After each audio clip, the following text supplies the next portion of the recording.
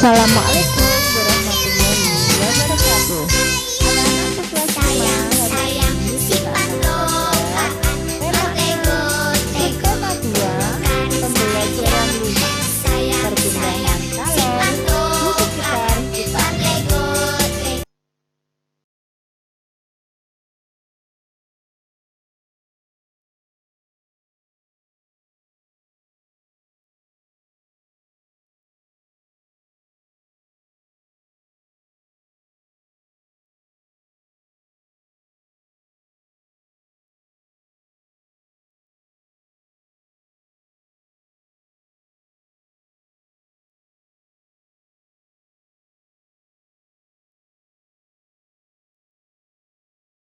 Nah, coba kalian perhatikan gambar yang ada pada layar. Anak-anak sedang berada di sekitar api unggun. Sekarang, mari kita baca bersama-sama dialog antara Siti, Lani, Dayu, dan teman-temannya. Saatnya berkemah. Kesempatan yang sangat jarang ini disambut gembira oleh Siti dan teman-temannya. Kegiatan berkemah kali ini memang sebagai bagian kegiatan pramuka di sekolahnya. Malam itu terlihat Siti, Dayu, Lani, dan teman-teman yang lain sedang berkumpul dekat api unggun yang telah disiapkan. Udara malam itu cukup dingin. Anak-anak dengan mengenakan baju hangat mereka masing-masing duduk bercengkrama di sekitar api unggun sambil mengulurkan tangan mereka ke arah api unggun. Badan mereka pun terasa lebih hangat. Ini pertama kalinya aku mengikuti perkemahan di sekolah. Menyenangkan sekali, kata Siti. Ini juga pengalaman pertamaku menikmati hangatnya api unggun bersama teman-temanku, sahut Lani. Ya, ternyata berada dekat api unggun seperti ini dapat membantu menghangatkan tubuh ya. Rasanya menyenangkan karena dapat mengatasi hawa dingin di daerah ini. Mengapa bisa begitu ya? Kata Siti. Pertanyaan itu juga yang dari tadi ada dalam pikiranku. Bagaimana bisa panas dari api unggun itu dapat kita rasakan meskipun kita berjarak dari sumber api itu? Apa jarak sejauh ini kita sudah dapat merasakan panas yang berasal dari api unggun itu? Sepertinya jika kita semakin dekat ke sumber api, pasti kita akan merasa kepanasan, bukan? Tempat kita berada saat ini mungkin tempat yang paling nyaman karena jarak kita dengan api unggun cukup untuk membantu kita menghangatkan tubuh kita.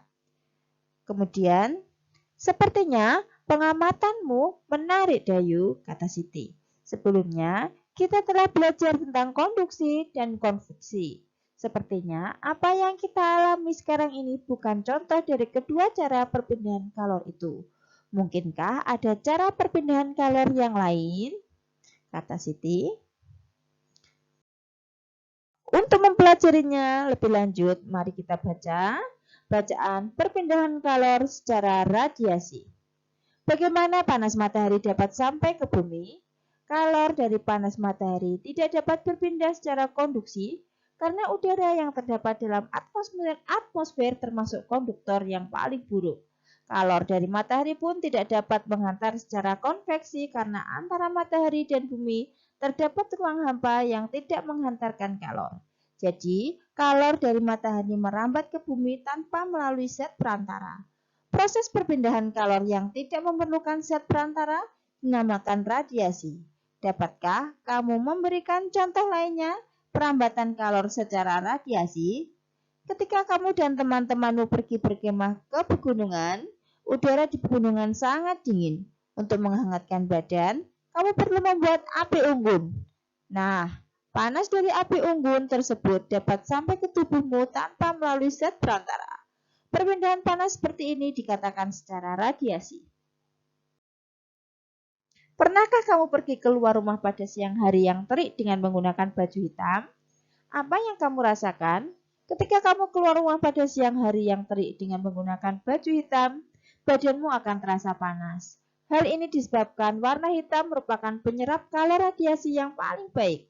Benda-benda berwarna hitam lebih banyak menyerap kalor dan memantulkan sebagian kalor jika dibandingkan dengan benda-benda yang berwarna putih dan berkilap. Sebaliknya, pada malam hari, orang yang memakai baju hitam merasa lebih dingin daripada orang yang mengenakan baju putih. Tahukah kamu mengapa hal ini dapat terjadi? Hal tersebut dapat terjadi karena pakaian yang berwarna hitam menyerap kalor yang dikeluarkan tubuh. Setelah kalian membaca bacaan di atas, ya, kerjakanlah soal nomor 1, 2, 3, dan 4. Ya, kalian kerjakan soal tadi sebagai tugas yang pertama. Sekarang mari mencoba. Lakukan kegiatan berikut bersama dengan teman-temanmu untuk membuktikan cara perpindahan panas secara radiasi. Persiapkan alat dan bahannya. Ya, alat yang pertama ada lilin, kemudian korek api, dan penggaris. Cara kerjanya, mula-mula nyalakan lilin dengan menggunakan korek api yang telah disiapkan. Kemudian dekatkan tanganmu ke nyala api pada jarak 2 cm. Gunakan penggaris untuk mengukur jarak. Hati-hati jangan sampai menyentuh api. Apa yang kamu rasakan dan catatlah. Kemudian yang ketiga, pindahkan tanganmu pada jarak 4 cm dari nyala api.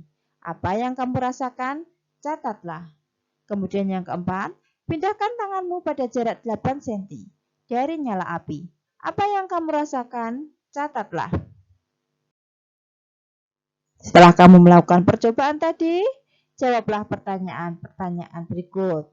Apa yang kamu rasakan ketika kamu mendekatkan tangan ke nyala api pada jarak 2 cm? Kemudian nomor 2 pada jarak 4 cm. Nomor 3 pada jarak 8 cm. Kemudian soal yang nomor 4, bagaimana panas dari nyala api bisa kamu rasakan? Nomor 5, apakah nama perpindahan panas yang terjadi pada percobaan di atas? Nomor 6, sebutkan 3 contoh perpindahan panas lain secara radiasi yang terjadi di sekitar kita. Kalian kerjakan sebagai tugas yang kedua. Percobaan tadi menarik sekali ya Siti. Sejauh ini kita telah mempelajari 3 cara perpindahan kalor, yaitu konduksi, konveksi, dan radiasi. Ya, banyak hal yang dapat kita pelajari dari peristiwa kehidupan di sekitar kita dan selalu berguna untuk kehidupan kita, termasuk janjimu untuk mengajariku beberapa pola lantai pada tari Bali itu, Dayu. Dapatkah kita melakukannya sekarang?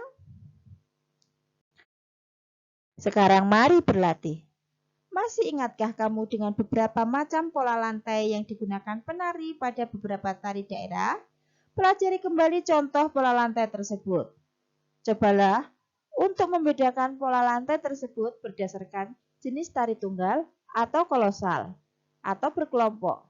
Apakah ditarikan dalam kelompok kecil atau kolosal yang melibatkan lebih banyak orang? Lakukan kegiatan berikut ini bersama dengan teman-temanmu, ya. Bersama dengan teman yang dekat rumahmu. Yang pertama, pilihlah sebuah tari di daerahmu yang paling kamu tahu. Nomor 2, pelajari pola lantai yang digunakan pada tari tersebut. Apakah semua pola lantai yang kamu ketahui ada pada tari tersebut? Anak-anak, saat memilih tarian, kalian bisa mencarinya di YouTube. Kemudian pelajari pola lantainya. Kemudian perhatikan kembali gerakan-gerakan tari pada pola lantai itu. Ubahlah pola lantai pada beberapa gerakan tari dengan pola lantai yang mungkin belum ada sebelumnya. Kamu juga dapat mengubah urutan pola lantai pada tarian tersebut. Kalian dapat mengkreasikan pola lantai ya, bisa ditambahi ya sesuai kreasi kalian. Kemudian, cobalah pola lantai yang telah kamu ubah pada tari tersebut. Perhatikan apakah pola tersebut sesuai dengan yang kamu inginkan atau sesuai dengan rencana awalmu. Jika pola lantai tersebut kamu anggap tidak cukup baik diterapkan pada tari tersebut, kamu dapat melakukan perubahan kembali. Demikian seterusnya hingga kamu dapat mencoba semua pola lantai yang kamu modifikasi dari tari tersebut. Yang nomor 7 di skip saja karena kita tidak dapat mempraktekannya di depan kelas. Ya, pelajari nomor 1 sampai nomor 6 saja. Ya, kalian kerjakan sebagai tugas yang terakhir. Anak-anakku, pembelajaran hari ini telah selesai. Semoga apa yang Ibu sampaikan bermanfaat untuk kalian. Kurang lebihnya Ibu mohon maaf. Wassalamualaikum warahmatullahi wabarakatuh.